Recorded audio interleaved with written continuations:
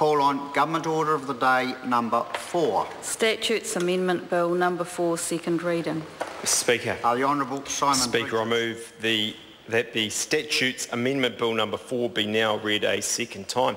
Mr. Speaker, sometimes bills come before the House and create a real stir. I think it's fair to say this isn't going to be one of those bills. It's probably, Mr. Speaker, in the category of being dull but worthy.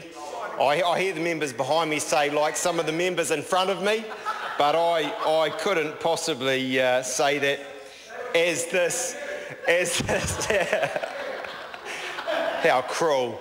As the House knows, what a Statutes Amendment Bill enables Parliament to do is to make technical, short and non-controversial amendments to a number of acts. It enables amendments that would not usually receive sufficient priority to be progressed individually.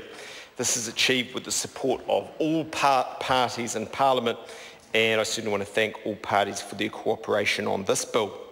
This current bill, as reported back by the Select Committee, amends 34 acts.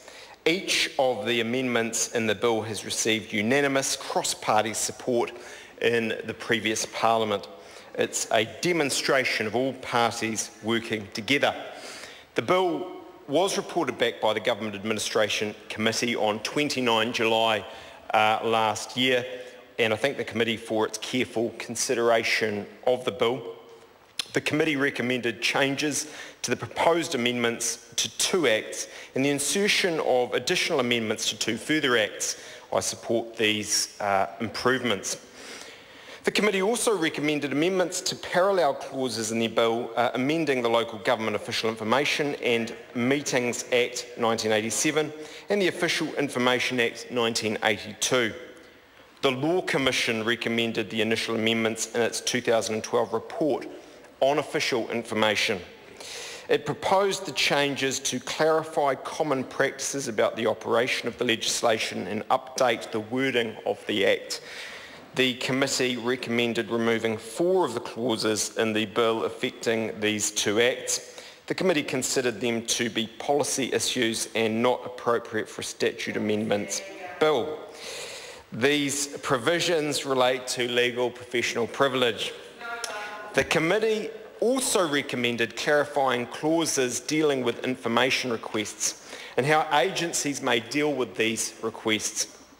2 of the recommended amendments will clarify that agencies may only request that an oral official information request be put in writing if reasonably necessary. Further recommended amendments will ensure that a clarified or amended official information request is considered a new request. Collectively, these changes will make the legislation more effective and efficient for requesters and agencies. The committee also recommended inserting a new amendment to the Local Electoral Act 2001 and the Local Government Act 2002.